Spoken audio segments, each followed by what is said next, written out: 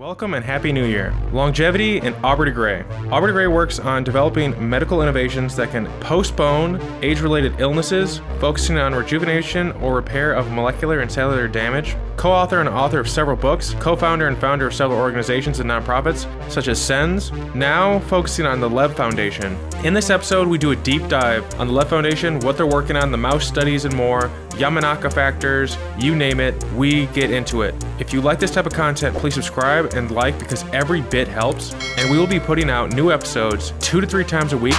And at 10,000 new subscribers, we'll be doing a monthly live stream and other really cool things that I have planned as well. So let's stay curious, learn about Aubrey De Grey and the present and future of longevity in this episode of the Learning With Lowell show. I was talking with Mark Hamaleinen, who I believe you know, for our episode that just went live today. And I was like, oh, I'm going to be talking to Aubrey today. So he, funny enough, had a good question. I thought I'd be the first one to go with.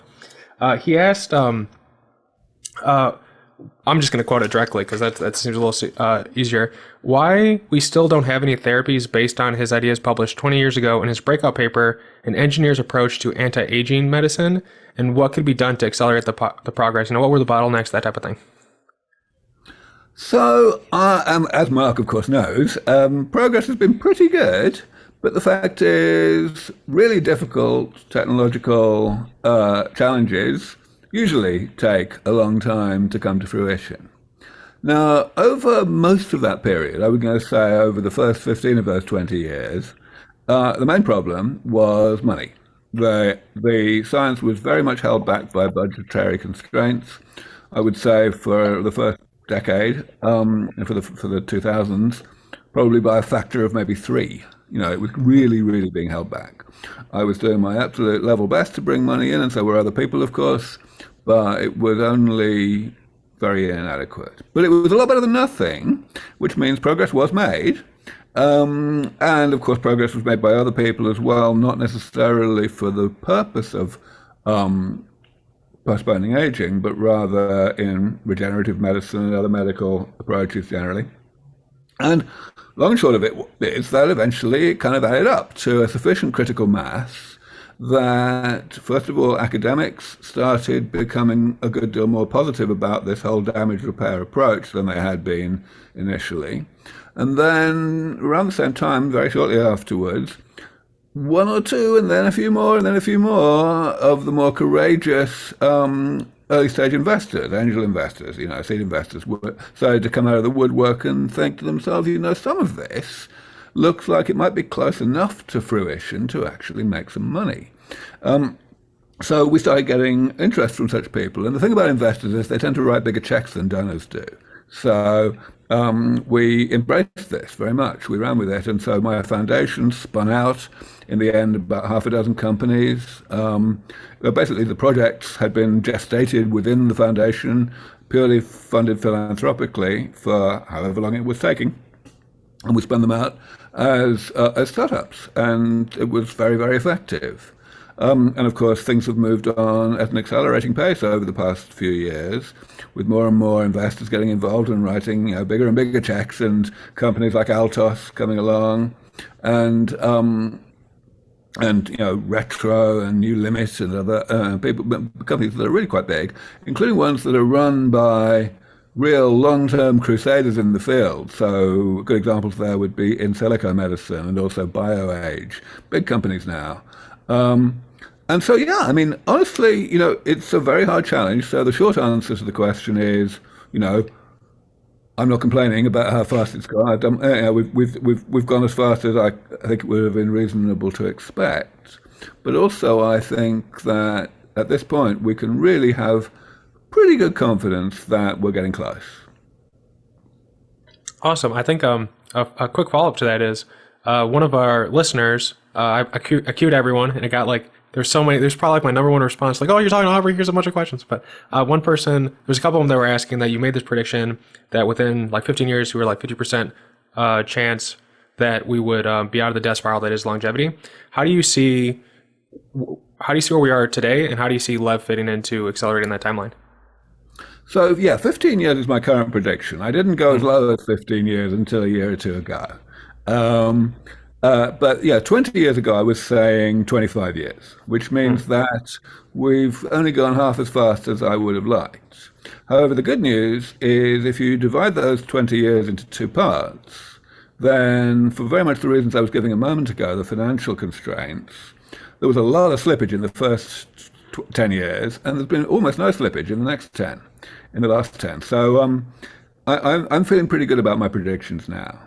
And it's not just the longevity escape velocity milestone. I've also, for a long time, been talking about this other milestone in laboratory work, which is for mice, talking this thing called robust mouse rejuvenation, which is not defined as living long enough to live forever, because that's much harder in a short-lived organism than it is in a long-lived organism like humans. In fact, I very much doubt that we'll ever reach longevity escape velocity for mice.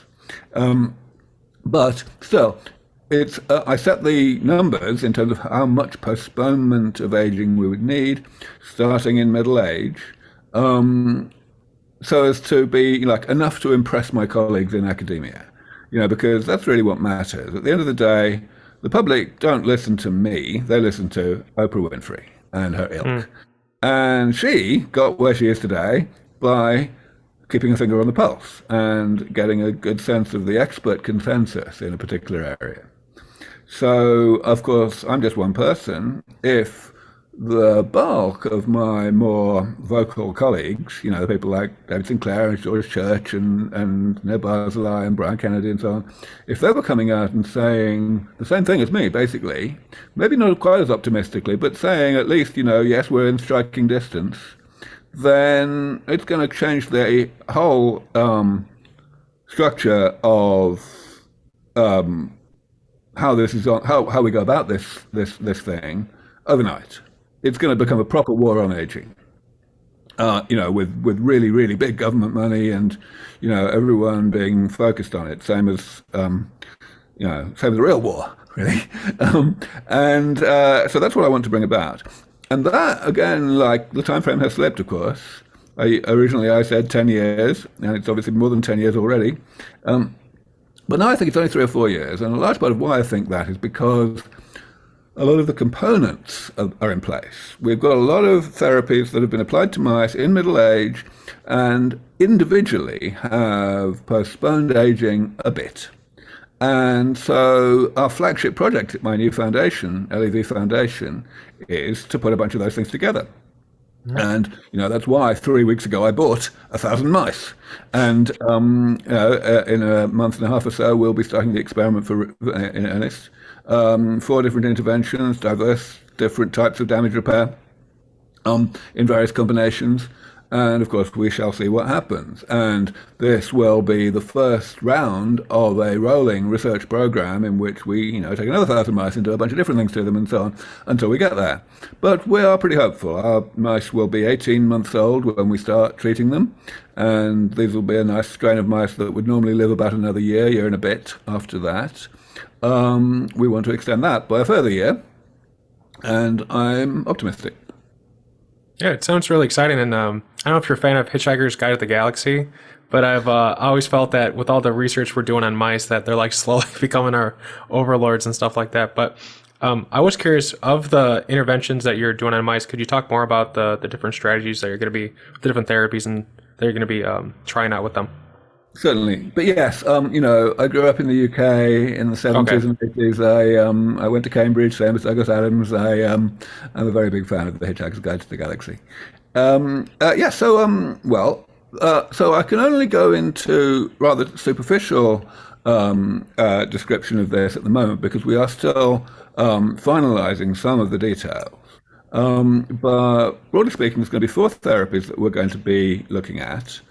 And as I say, all of them will be applied starting at 18 months of age. One of them is the gold standard at this point in terms of slowing aging down rather than damage repair. So this is a kind of control, really. And that's rapamycin, which has been used in a number of studies now, and definitely has very reproducible positive effects even if you start late in life. Then the second one is a stem cell therapy. Here we're going to be using blood stem cells which again, have shown if you take if you basically replace some of the blood stem cells in old mice with young ones, then they live longer. Then there's telomerase, which has been used in a few studies over the years, especially a rather high-profile recent one led by Liz Parrish and George Church, in which telomerase was supplied and caused a good life extension effect. And the last one will be a senolytic, and that's actually the one where we're still in the final stages of deciding which senolytic to use, but basically a drug that, or an intervention that selectively kills senescent cells. And again, we've had some lifespan data there. So we believe that given we're taking four things, all of which individually can extend lifespan in mice a little bit, even if you start in middle age, then putting them together, we've got a good chance of getting something. And of course, we've got different groups with different subsets of these four interventions. We've got one group that gets nothing, one group that gets all four, and 8 other groups that get various combinations. So, yeah, we're quite excited. That sounds very exciting too. And I should probably say a little bit more about the study. So we were measuring longevity. That will be the main readout. But of course, we also very much want to know about function. We want to know about health span. So we'll be doing all the standard measures. There'll be some measures that we're doing which involve killing a small number of the mice at various time points to see how they were getting on, in various ways. And there are some other measures that are to do with, behavioral stuff or whatever that are not invasive, don't require killing the mice. So we've got a whole panel of those that we'll be doing at the same time. And my current intention is that we're going to be putting everything out on the web, like updated every week, telling everybody how things are going, because we're not constrained in the same way that most researchers are, either in academia where they have to have, terrible secrecy in order to be able to publish before anyone else does, or alternatively in industry where they need secrecy for, IP reasons. We don't have those problems.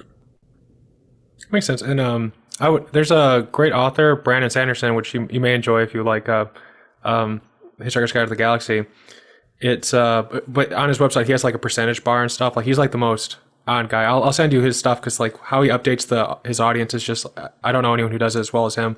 And it sounds like you're going to do very similar things to that. The for the mice and for rejuvenation that was talked about on your website, was there any plans or thought into using Yamanaka factors or anything, or how do you see if it's not now, like do you see something like that happening in the future? Sure. So yes, partial reprogramming is undoubtedly one of the most exciting areas in rejuvenation right now, and of course, vast amounts of money are going into taking it forward. And I have some reservations about doing partial reprogramming using Yamanaka factors. I don't really believe that there is sufficiently persuasive evidence yet to say that in humans anyway, it will be safe. I believe that the cancer risk is real. And that's why I'm very interested in other approaches to doing partial reprogramming that have been conceived especially by Mike West at Age X. Yes, Yamanaka factors, partial reprogramming in one form or another is quite likely to be one of the interventions that we test in the second round of 1,000 mice that we will plan to start doing things to in probably the third or fourth quarter of 2023. We've got other things on our list, of course. Neutral blood exchange, which I guess a lot of people will have heard of, where the plasma is partially removed from a mouse and replaced with basically saline that has albumin in it. This has shown quite interesting results in terms of rejuvenation. We may want to continue restricting ourselves to things that have shown actual lifespan results, but we don't know for sure that's what we're going to do. So there's a lot of planning going on at the moment. And I was go ahead. No, and that's it. Okay. I was curious so I was reading through your website. And I was doing as much as I can to read it. So it was a great interview because there's so much we can color in terms of the drawing here, but I saw a lot of partnerships happening. I'm hearing, you're doing stuff in house. How is Lev situated? Is it going to how do you see it as a structure? Like what what is it, the unique stuff that you're going to do in-house? What are you going to partner with? Like, how are you going to set it up so you can do the maximum impact? So first of all, initially, we're actually not going to have a central facility of our own. We're going to do everything extramurally in one way or another. So the work I've been talking about so far will be done in Syracuse, in upstate New York, at the headquarters of one of our, unequivocally, our most successful spin-out company from SENS Research Foundation, Ichor. They do a lot of different things now, but one of their divisions is as a contract research organization doing this kind of study. They are the go-to people in the world for this, and they have been for a little while now. Very, very well respected. They really know what they're doing. So we're delighted that we've been able to partner with them on that project. Then we're also doing a couple of projects related to cryopreservation and cryonics, of whether of organs or of brains or whatever. Those are, again, two for-profit companies, but led by people who used to work for me. So, very excited to be pushing that forward. I believe that cryonics research is something that is still tragically and scandalously neglected. And of course, the people that it can potentially save, the lives it could potentially save, are mostly people who won't live long enough to benefit from the rejuvenation therapies that we're also working on. So, it's not as if one is more important than the other. Mm-hmm.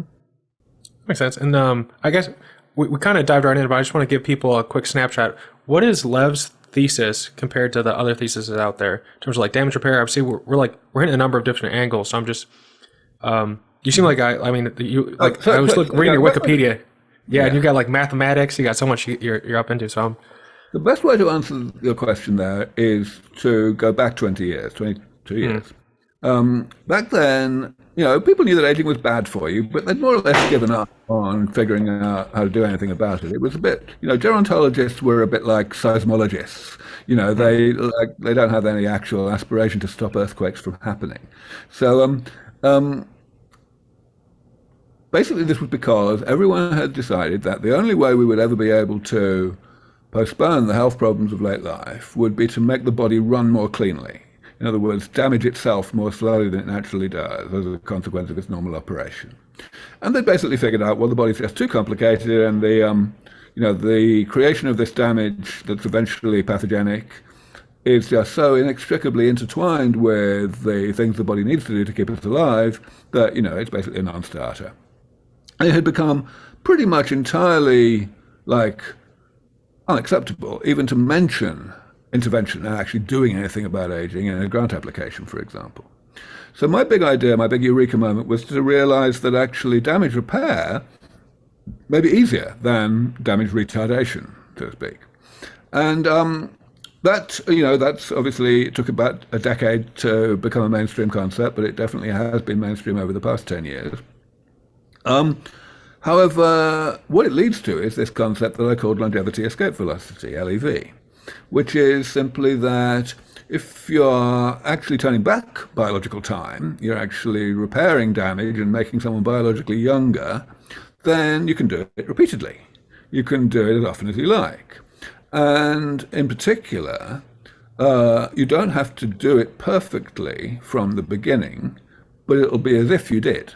In other words, if you have damage repair therapies that are fairly good, right, and you apply them and you maybe get 20 years of extra life, then great. But then, however often you apply those therapies that repair, let's call it the easy damage, right? Since they don't repair the difficult damage on its own is going to be able to kill you. So we have to improve the therapies, but we've got those 20 years in which to improve the therapies. We've bought ourselves that time. So the idea then is that we will be able to rejuvenate the same people 20 years later with, damage repair 2.0 and so on. And so the definition I gave that I called longevity escape velocity was simply it's the minimum rate at which scientists will need to be improving these therapies over time in order that people who are receiving the most recent therapies at any given time will stay one step ahead of the problem and will not get biologically older as they're getting chronologically older. And that's the thing that I believe we are now, with 50% probability, only about 15 years away from achieving. And it's also the name of the new foundation, because basically, the concept of rejuvenation has very much become mainstream. That's what my journal was named after, starting in 2004. That's been the focus. And, that's kind of sold now. But still, most mainstream people run away very fast when you talk about longevity, escape velocity, even though, to my mind, it's an inescapable corollary of being able to do significant damage repair. Well, it's something I agree, and I think it's something that makes a lot of sense, because we have all these horrible illnesses like Alzheimer's, but with the right interventions, it's like we won't cure the illness, but we'll just keep staving it off, like we'll repair it enough, and we'll just keep like kind of rolling the ball, and eventually we'll get to the point where we'll cure the illness. But I see, like what you're saying, like just keep rejuvenating. There's a great book series, I think it's called the Commonwealth series, where they just like get into these states where they get in like a machine and like they slowly like rejuvenate the different cells, so they're like functionally immortal, even though like technically they have to do something every like 20 or so years. So I think that makes a lot of sense.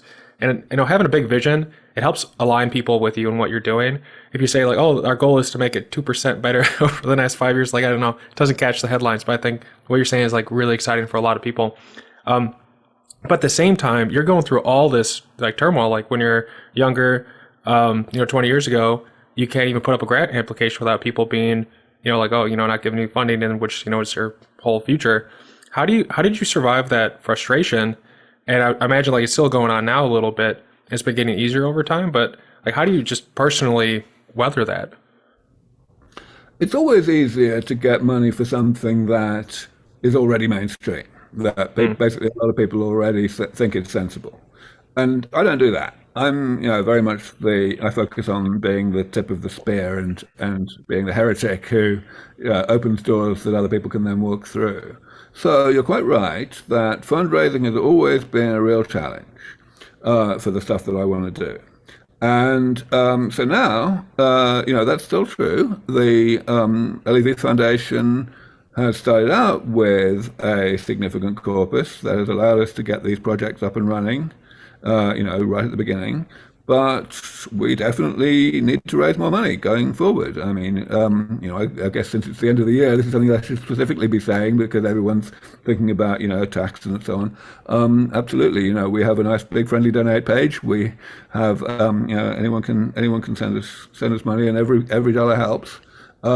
We've got very big plans, and those plans are definitely limited by resources. But yeah, in terms of whether it's got easier, I mean, it's got easier for the field as a whole because more and more of the field has become generally mainstreamed and accepted. But it hasn't got easier for me, and the reason it hasn't is my own choice to continue to be at the tip of the spear. Is there anything that like encouraged you to do that? Like there's so many different, like sometimes people pick the easier path, like it's a conscious effort to keep doing the hard thing for the benefit of everybody. Yes. I guess I'm just that kind of guy. First of all, I guess inherently I feel I want to make a difference to the world, and the way you make a difference is by doing stuff that other people are not doing. And secondly, I seem to have a thick skin, so on. But also, obviously, I've been quite successful in doing this. And, the more one succeeds in doing what one wants to do, the more encouraged one is to carry on doing it. That makes sense. An idea I've been wondering about, especially with nonprofits, is the scalability, the sustainability of what they're doing when you have to keep going out and asking for things. And so I've wondered, is it possible to do like an open source licensing where you develop technology, you open source it to a great extent so it's easier for other people to build off of it, and then you just license it kind of like what the VIS does or what other research organizations do, so that you have like somewhat of a repeating funnel to make it easier for you to keep growing? Sure, yeah. So, I mean, this is more a question about the whole ecosystem rather than about any individual organization. And I completely think that it makes a lot of sense to have, a diversity of structures within the movement so as to be able to suit all tastes, so to speak, to suit everyone's constraints, everyone's preferences. And that means people who are figuring out how to get promoted or how to get rich or whatever. It also focuses on what, when someone's already wealthy and they want to help, what kind of organizations they think they'd like to help. Some people who made their money in the private sector, just don't believe in philanthropy, and they just think it's, an inefficient way to pursue technological progress. And some other people think think the opposite. So yeah, I mean, I think we've seen this. We've seen DAOs, distributed organizations, springing up in this space over the past couple of years. We've seen a whole new granting structure, a very important entity was created a couple of years ago named Impetus, which has completely rewritten the idea of how decisions are made in relation to grant applications. Basically, that the decisions are made almost instantaneously, like over a period of a couple of weeks rather than like a year. And this is very, very important if you want to save lives and make sure that money goes to the right place. You don't want it sitting in the bank. So yeah, lots of different diverse ways of doing things have come up, and I think that's really excellent. Makes sense. I think it's Picasso who said that great artists steal, and some artists borrow, but great artists steal, or something like that. And so I was wondering, with all the organizations you've been a part of, and where you're at now, what have you taken from the past to implement at Lev? What are you experimenting with, just like structurally? Because there's just so much to go on. There's so much to do. And I'm always wondering, what are people taking as they go along in the life? Well, a lot of it is to be lean and mean and make sure that potential donors like the look of you because you are not wasting their money on overheads. A lot of it is to just, be doing something inspiring. It's a lot of the reason why I do so much media and I travel and give so many talks is because that's the way to get people to understand that this really is the world's most important problem. A lot of it is have the right team around you, of course. I've definitely learned a few things over the years about that, and I am just overjoyed at the team I've got right now, whether it's the staff, whether it's the board of directors, people who are as committed as I am to this mission. Makes sense. And when you find partners to work with, like Ichor, what are the criteria you're roughly looking for? Like, how do you assess them? There are so many things to look for when we're looking for. It's really like I'm making the same kinds of decisions in dispersing money that's been given to me in LEV Foundation that the people who give the money to me are making. It's a question of skills, trust, all the usual things. So Ichor, they are head and shoulders ahead of everybody else in terms of their suitability for this. In terms of all of those boxes, they tick all of them, right? They've got the experience and the credibility and the staff and the the expertise to do these things really well. They've also got absolutely cast iron commitment to the longevity mission. They want to succeed. Their hearts are in the same place as ours. Makes sense. How would other people that are either in a research lab or out there building something, how do they go about pitching themselves to be a part of Lev's ecosystem? So I do a lot of work outside of LEV Foundation, right? Because I've been around a long time and I have the biggest network and I'm the top Google hit, people come to me all the time asking asking for help of one sort or another, asking for advice and so on. And of course, I can give help and advice way beyond what LEV Foundation itself can do. Not just because we have only a certain limited budget, but also because there are people who are just better suited. For example, people will come to me wanting to know how they personally can help, and they may have an entrepreneurial background. I may partner them with someone with an academic background who doesn't know how to run a company to make a team that is attractive to investors. That's just one example. And when any idea comes along, of course, I'm interested in giving feedback and so on, a scientific idea. And, again, it's just, a lot of it is networking. Okay. How much of your time do you think is dedicated to just raising up the next generation of people, making sure that there's another crop of scientists ready to hit these hard topics? I feel very strongly that helping to educate the world on this is a huge part of my job. By virtue of having become, a high-profile person in this field and stayed there for a while, I've been able to have a lot of influence. And this applies not only to youngsters, though it certainly does apply to youngsters. It also applies, to people with their own skill sets, wondering, maybe they've been successful in their chosen area and they're looking for a new challenge. And of course the general public, getting people out of what I've often called the pro-aging trance, the tendency to make excuses for aging and convince oneself that it's a blessing in disguise. We need a lot less of that, and so I go about ridiculing that quite a lot. Is there so one person who wrote in was asking if you guys are going to do something like a summer internship program. I suspect based on how they asked the question that they're in college. Is that something that you guys do or will be willing to do? At SENS Research Foundation, we have a summer internship program which started quite a long time ago, in which I was able to expand a couple of years ago by essentially relocating my director of education, Greg Chin, to the Buck Institute, where he's been able to pay a bit of money for him to be able to grow that thing. So there's a very thriving internship program at the Buck, and also still a new one, the same one, but run by a new person at SENS Research Foundation. At LEV Foundation, we currently aren't doing that. We don't really have the resources, but I did seed fund something that was a kind of a branching out from there, another kind of education thing, which started out in its first instantiation as a retreat, a 3-day retreat. It was called Less Death, happened over the summer, and it was just the most blowout success.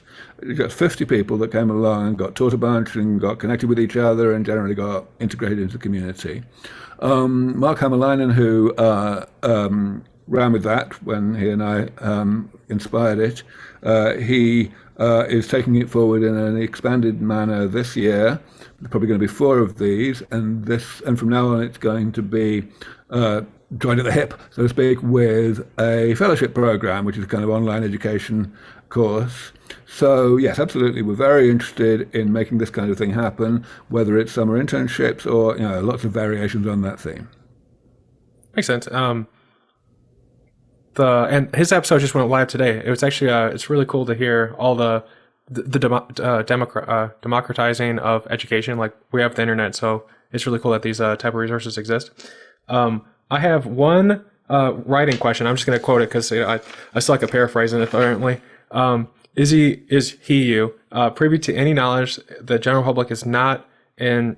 That's a weird, really worldly question. Basically, are you aware of any information that makes you feel like you should be bullish at Lev? And bullish in this context basically means it's going to go much better than anyone outside would know about. I mean, you're in it, you're putting a lot of time into it, so I think that's kind of like a biased thing. But I have always felt that there is no value in saying anything other than what I think about timeframes, about how well things are going and so on.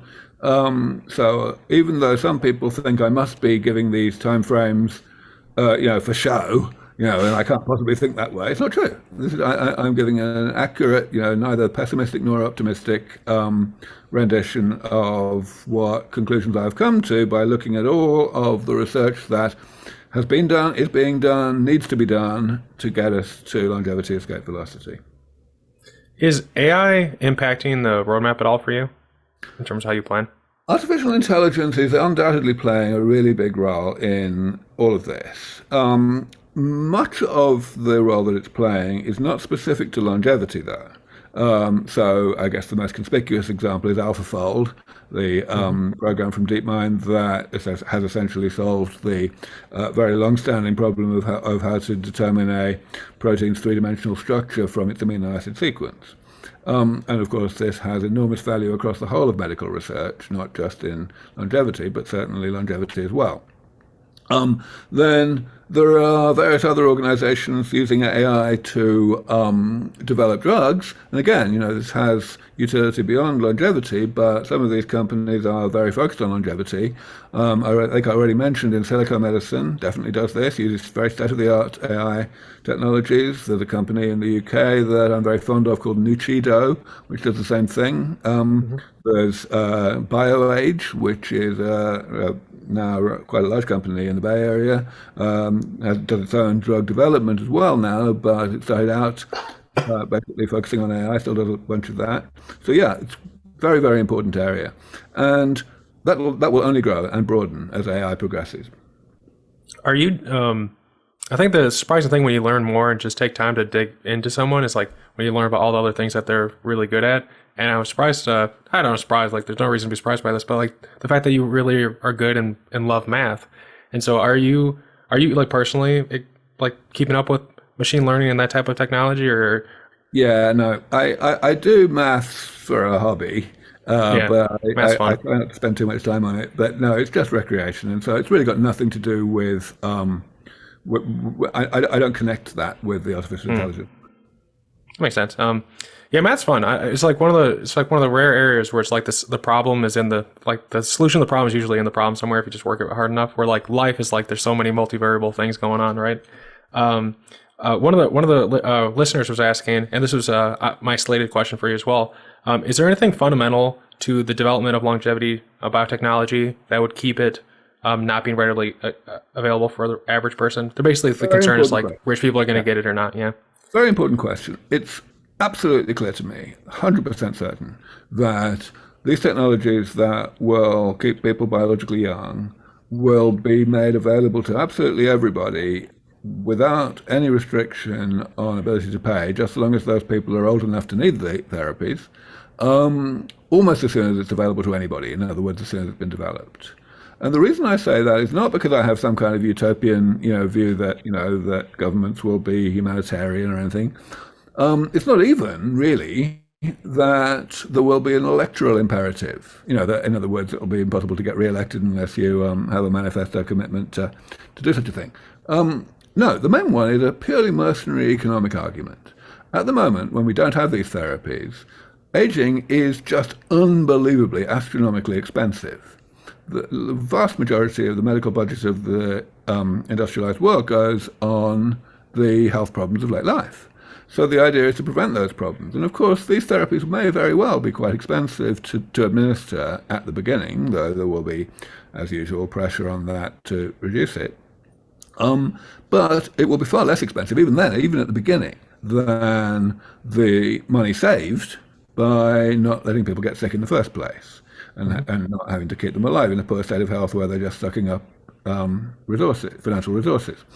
So I am completely certain that it will be in the economic, mercenary interests of any government, and this applies across the world. It doesn't even just apply to democracies, right? To make sure that they do the front loading of investment, of infrastructure and training of medical personnel and so on.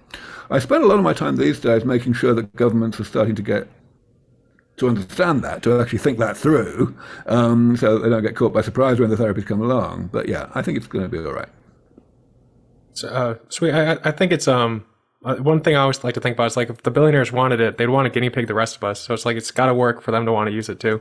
Though I think Mark Hamaleinen said like the actual technology itself, like it's not expensive stuff. It's not like it's like some rare earth metal, like it's not like really expensive to develop after the development, like the actual implementation of the technology, which I think is really encouraging. Yeah, we shall see. It may be that initially some of it has to be administered surgically, which is inherently more expensive than injections or whatever. We shall see. Is there anything on the docket to be administered surgically? Oh, well, I mean, maybe. For example, in general, solid organs, right? There's a lot going on in an organ. If we want to rejuvenate it, we have to fix a lot of different types of damage. It might be more straightforward to grow a new one in the laboratory and to surgically transplant it. But that would, of course, be inferior. It would be undesirable in the sense that it would be more invasive. Probably couldn't use it on people who are quite so frail, for example. And so there will be enormous pressure to supplant that approach with approaches that can just be done in situ using stem cells and so on. Makes sense. And then taking a step back, I always like to ask people advice for, we've kind of touched on this a little bit, but there's so many different people listening right now. So for people who want to get more involved in longevity space, is there generally advice you'd give them? So no, I would not say there's general advice, simply because different people have such different skill sets, they can apply them in different ways. So Mark Hamaleinen's initiative, Less Death, which is becoming this fellowship, this is the only single answer I can give to this question, because it's deliberately designed to bring very diverse people together and to find out, to understand how they can best contribute. Beyond that, I would say that the main thing is to look at what you're good at, and in particular to look at what you're good at that other people are not many other people are good at, and ask how you can apply that. So it may be that you're wealthy, it may be you're a journalist and you can do something like interviewing me, or it may be that you're a biologist and you can choose what field to go into, and so on. It may be you're a politician and you can influence decision making in Congress, things like that. So you have like this really great view of the whole field. Is there a type of expertise that's just in short supply? Is there like a... Most types of expertise are in short supply, to be honest. Okay. If you ask me what's really changed in terms of the bottleneck for this whole crusade in the past few years, I would say that as the financing of the field has risen over time, that has receded as a problem. It's still a problem. There's still areas, especially the more challenging ones that I focus on, which still need to be funded. But really, what's come to the fore is the shortage of talent. And so again, we're coming back to different people with different skills coming together, finding out how they can best contribute. So biologists, machine learning people, like the whole gamut. There's no like one type. There's just like anyone who would be anyone related to this topic should be really getting into it. I think that's correct. I think that basically, you have to. A large part of why we want to bring people together is, first of all, so that they can learn the things they don't know anything about, just to a baseline level enough, so they have a broad enough understanding of what's going on across the board, so that they can apply their particular skills to each other in a more synergistic manner. Mm-hmm. Are there books, like if you were thinking about it from like a person getting into it versus someone who's been in it for a while, or someone who's like maybe like 10, 15 years below you in experience, are there books, resources you recommend to help them just push their talents? The books that have been coming out recently are really nice, actually. So my book came out 15 years ago, Ending Aging, and it's still pretty relevant. It's basically because even though there's been huge amounts of progress since then, nevertheless, the progress has been, broadly speaking, in the direction that we discussed in that book. But the books that have been coming out recently, we can name a lot of them. So David Sinclair brought out this book called Lifespan, whose subtitle was Why We Age and Why We Don't Have to. It's a damn good book. Nir Barzaler came out with one, I think it was called Age Later. Andrew Steele, who's a great writer, came out with something called Ageless. Sergey Young, who's an investor in this space, came out with one. Another investor named Jim Mellon came out with one called Juvenescence. All of these books are damn good. And good places to start if you're really at the beginning of the journey. Sweet. And then, so as you can guess by the name of my show, I really love learning. And I'm curious, how do you stay on the top? Are you just reading your own publications? I imagine there's like a big component of just listening to smart people, but... For the longest time, I've actually employed someone full-time to read the literature, publish literature. And I get a nightly feed from the main biology literature database, and they filter it and send me and a few other people the output. I also have, basically the most important people in my team are the scientific generalists who will have these discussions with me and make it possible for someone to actually make good decisions about what projects to fund, despite only having a certain number of hours in the day. Very, very important. Yeah, another British person had a similar strategy. Winston Churchill, he had a team of people who would just go out and like research all these things and synthesize it. And then he'd make it accessible to everyone else, which is, it's just interesting to, I don't know, you British people like doing that. Yeah, you've got to have that approach, really. And it's Yeah. no accident that Winston Churchill and I went to the same school. Yeah. Well, I think sometimes people feel like when they look at someone, it's just all them, or that they just think like they were just born that way. And so I think when you hear about the structure that you have in place that helps you do what you need to do, I think that helps make it a little easier for everybody else. Are there particular sectors or areas that you're looking to learn more about? I don't think in terms of particular areas that I want to focus on, because the thing about damage repair is, by definition, it's a divide and conquer strategy. So, I mean, I guess I prioritize in the sense of looking at the things that are being most neglected by other people. But that comes in many flavors. So it may be that there's an area where we genuinely don't know what the hell's going on at all in terms of the mechanisms of accumulation of damage or how we might repair it. There may be areas where we know plenty and we've already got good successes and we want to take those successes to the next stage. So, for example, the project at Ichor is certainly of that nature. So, no, I would say I kind of almost go out of my way not to have one or two things that I'm focusing on. Okay. Yeah, you never really know how you're going to apply it or how something you're reading is going to be applicable tomorrow. In that vein, has anything surprised you or just taken you, like CRISPR to a large extent was found on accident, if I'm remembering it right. So has there been other things like that that just surprised you? It could be little small things. Like I think there's beauty in every day. There are constant surprises in biology and biomedical research. Some of them are really broadly applicable, like CRISPR or induced pluripotent stem cells.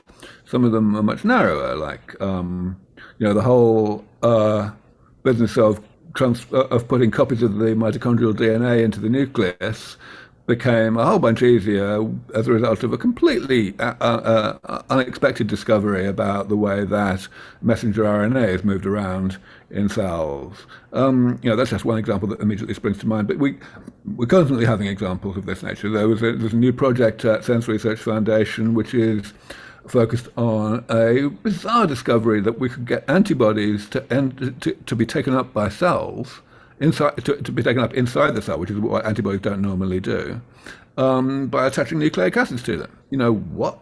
This kind of thing happens a lot. In fact, it's kind of the meat and drink of biology.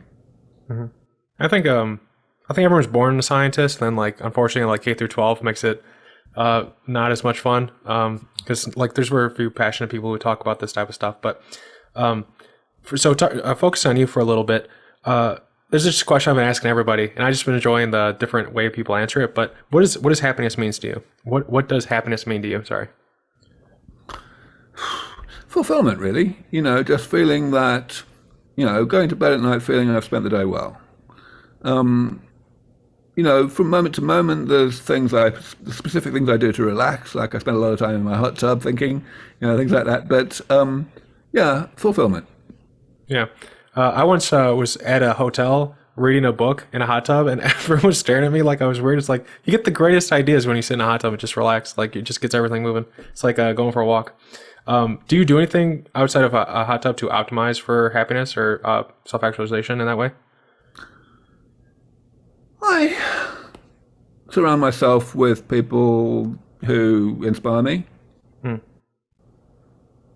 Makes sense. And then, so I think you just had such a long career, and I'm just generally curious, how do you take care of yourself? You got, all these grant things, I think even the stress for people with trying to get a PhD is just ridiculous. So, what do you do to just keep yourself, healthy, happy, keeping going? Well, I mean, it's much easier for someone who's successful and who is widely, admired and respected. So I really, the people I look up to are the foot soldiers, the people who are every bit as committed as me, but, people don't come up to them in the street and ask their autograph or whatever, right? So, they're much more motivated because they have to be. I mean, I motivate them to the extent that I see them, of course. That's part of being a leader is you give it back, so to speak. But yeah, I mean, I have it easy that way. I thought you were going to ask about how I stay healthy in terms of like supplements or exercise or whatever. Oh, that's on my bonus if we have time, because that's I can give a nice short answer to that yeah. question because I actually don't do anything. Hmm. I'm one of those repulsively lucky people who I can eat and drink what I like and nothing ever happens, and I don't need to exercise. And I'm always, whenever my biological age is measured in any way, I always come out at least a decade younger than I really am. So for me, the right thing to do, the sensible thing to do, is to be conservative and take an "if it ain't broke, don't fix it" attitude. Of course, I still pay close attention to my body, and I'm looking out for any things I do need to address. But right now, it's going okay. Hmm. Is there do you do any like mindfulness stuff, like meditation or anything like that? Okay. No, I'm already calm. Yeah, I can tell. Are there is there any like, I don't know how much time you have for this type of thing, but do you watch movies or into anything like that, like the Avatar movie or anything? Not all that much. Yeah. And then okay, so I have a couple of fan write-ins that I thought would be good at this point, which is less personal, but back to longevity. What are your thoughts on the recent research regarding long genes and short genes? This was a remarkable result that came out only a week or so ago. Essentially, that a number of diverse species appear to have a shift during their life into having a lower level of transcription of long genes. So long transcripts are just less abundant. Whether it's actually a low level of transcription or whether the transcripts are destroyed more quickly or whatever is not completely clear yet. But the fact that this was a general result that was seen across very diverse species was pretty, intriguing.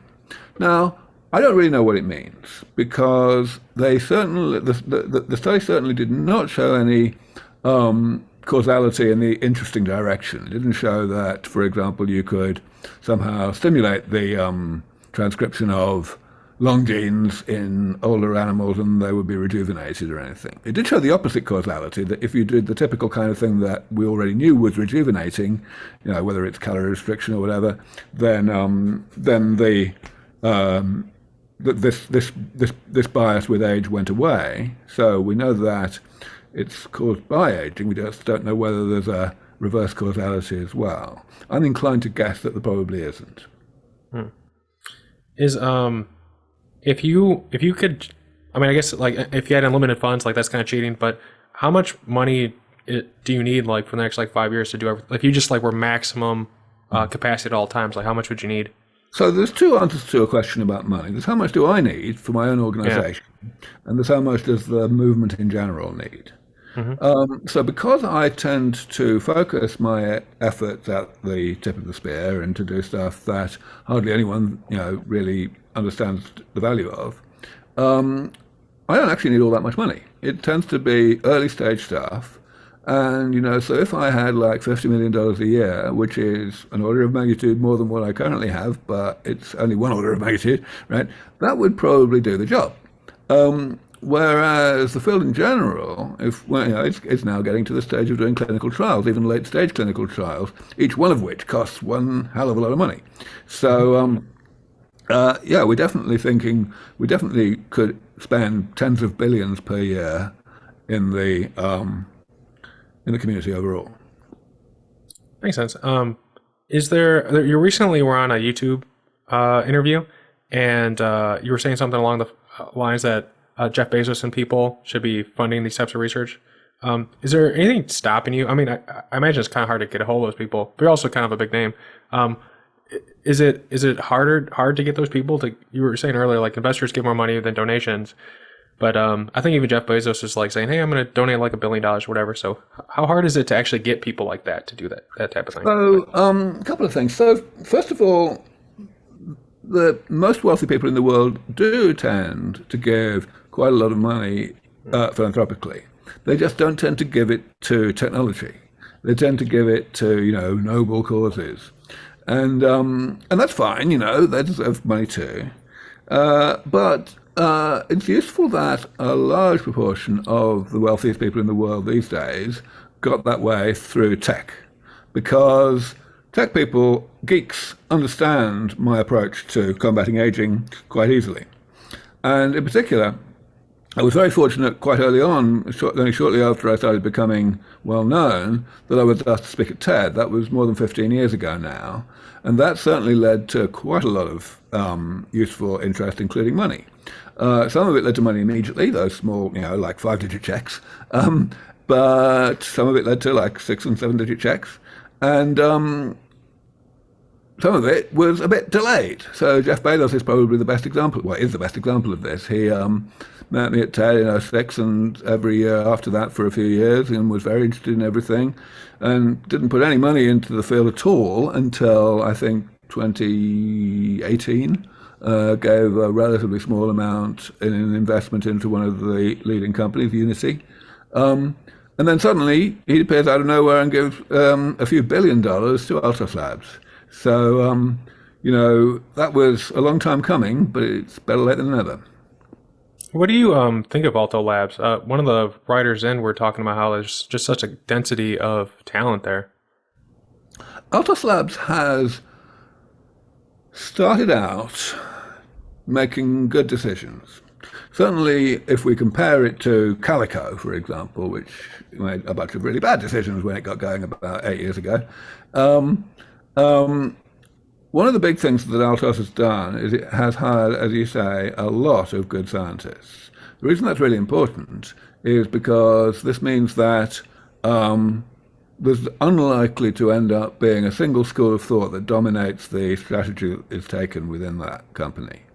It's starting out with an emphasis on two areas, partial reprogramming and epigenetic clocks, which are, of course, closely related to each other. But the point is, within those areas, there's a lot of stuff that we don't know, a lot of stuff that needs to be found out, and of course, there's a lot of diversity of opinion among the top people in the field. So the fact that Altos Labs have hired a bunch of the top people in both of those fields is a good sign. I think there is unlikely to be stagnation there. And I have a feeling that, certainly quite a few of the people who they've hired are very strongly, they definitely want progress. They don't just want to do science for the sake of finding things out. So they want to help humanity, and that means that I think there's going to be a good deal of collaboration between Altos and the rest of the ecosystem, which again is something that Calico have been decidedly poor at. Mm-hmm. And just speaking on talent, I remember this question when we were talking earlier. Are there up-and-coming people that inspire you? They don't normally get the limelight, so if we get some shout-outs, I know a bunch of people who check them out. There are always up-and-coming people who are inspiring. Some of those people are not just in the science. So, the crypto community has started putting really proper money into longevity. And that all began with Vitalik Buterin, the creator of Ethereum, who read my book when he was 14. And he started putting proper money into SENS Research Foundation as soon as he was able to. Since then, other people have done the same thing. James Fickle, who is another guy who's not so well known, but he made a bunch of money out of Ethereum a few years ago. He read my book over the lockdown in 2020 and decided he was hooked, and so he got in touch and he started putting quite significant amounts of money into the field and inspiring other people to do the same. So. And of course I have to mention Richard Hart, who is another big hitter in the crypto community, created the coin Hex, and he's very much a larger-than-life character. He has a very large and devoted following, and he encouraged them to donate to the longevity cause a year and a bit ago, and that resulted in a very healthy amount of money. So that's one area. But I guess your question was mainly about the scientists. The scientists coming out of anyone. Yeah, the scientists coming out of the woodwork all the time, people that we'd never heard of. There's a guy who's really high profile right now, and I get asked about this guy all the time. His name's Michael Levin. He's at Harvard, and he's really high profile right now because the way that he is exploring regeneration is completely different from what anyone else has done before, essentially using electrical currents, electrical fields to stimulate regeneration. Very interesting area that was completely unknown until a couple of years ago. Same applies in cryobiology, which, as I mentioned, is another area I'm really interested in. Again, people just out of the blue coming along and becoming really prominent in that area. Mm-hmm.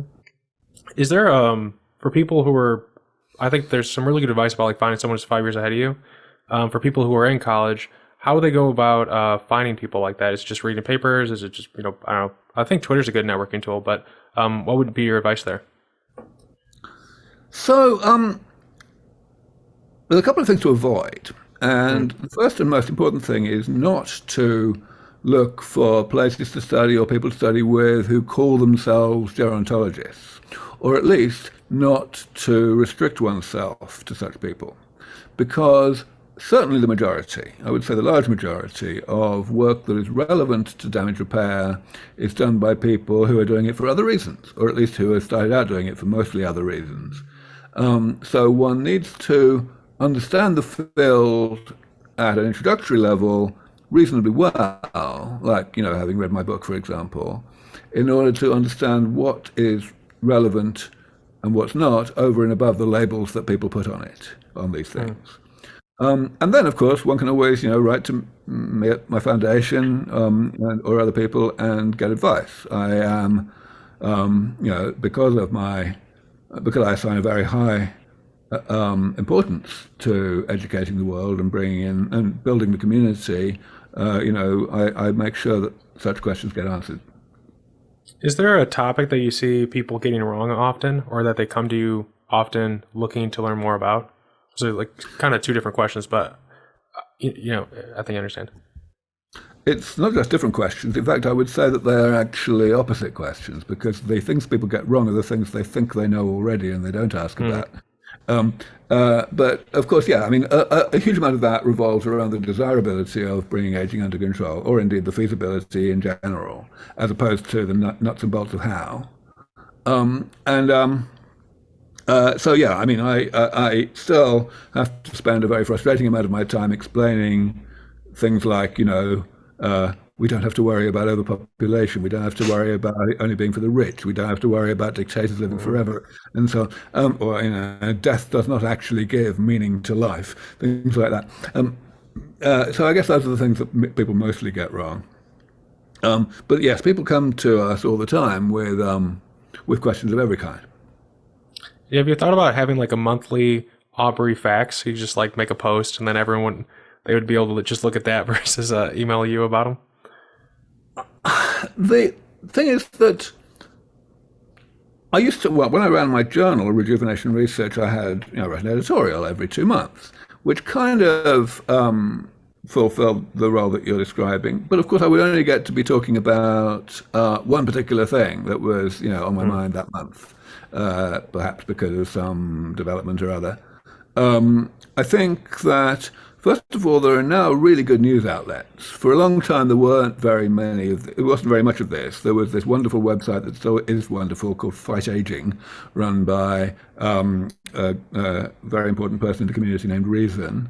But more recently, we've had this excellent organization, Lifespan.io, which is it doesn't just do journalism, it also has community building activities of various types. It does a lot of different things, and it's a 501c3, a non-profit. I think very highly of Lifespan.io. And also on the for-profit side, like there's a media outlet called Longevity Technology, based in the UK, which is does a bunch of advertorials as well as other news dissemination, but very thorough, very high quality. So there's a lot of this now, which means that there's not so much need for someone in my position to go out and try and duplicate that. Mm-hmm. It probably makes more sense for people to come to me if they want to. Makes sense. And so I think it's always fun when we spend so much time asking questions of someone, for you to ask a question as well, which is, what's a question that you have that you don't have the answer to, that you wonder about sometimes? That I don't have the answer to. I don't really have. Well, of course, I have questions like, how do I get better at persuading people to donate to the foundation? Things like that. But no, nothing specific. There's a book called Never Split the Difference, which talks about negotiation strategies, I recommend it. Every scientist I've met that I've recommended it to, they say it's a huge deal, for especially the sciences. I don't know why, but the science people really love it. Internally in your mind, how old do you feel you are? Oh, I certainly never think about how old I am, even in my mind. I just get on with my life. Okay. And then just 2 last questions then. How do you maximize your day? Like, how do you get the most out of your day? I get enough sleep. I try to be organized. I'm very much not a fan of cell phones.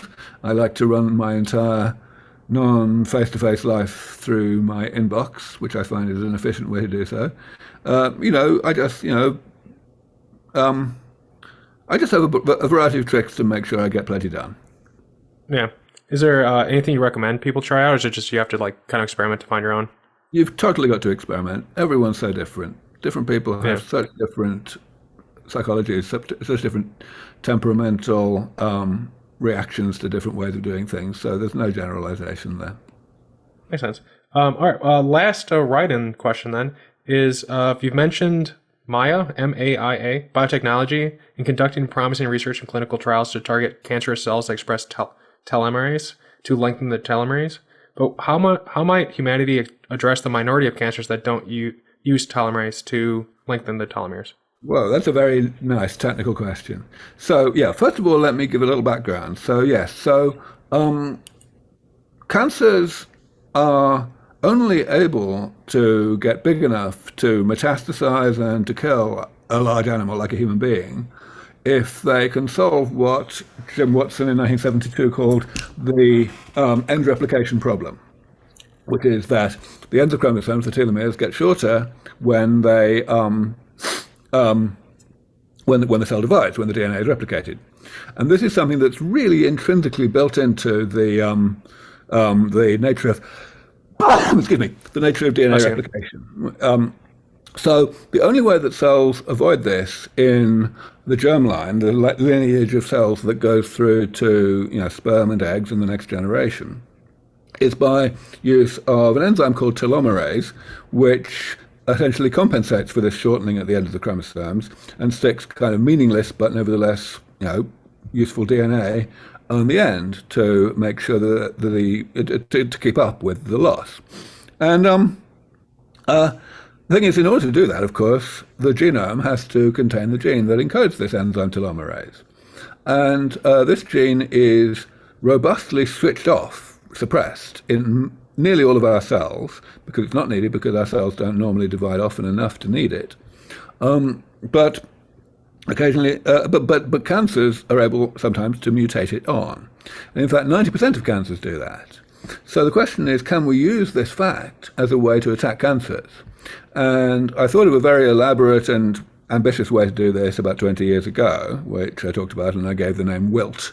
But it was very, very ambitious. And honestly, I'm not sure if it would ever have been implementable. However, much more recently, maybe 5 or 6 years ago, a group in Texas came up with a brilliant improvement on this that essentially causes cells to, essentially a drug that poisons cells that are expressing this enzyme. And it poisons them really effectively, really quickly.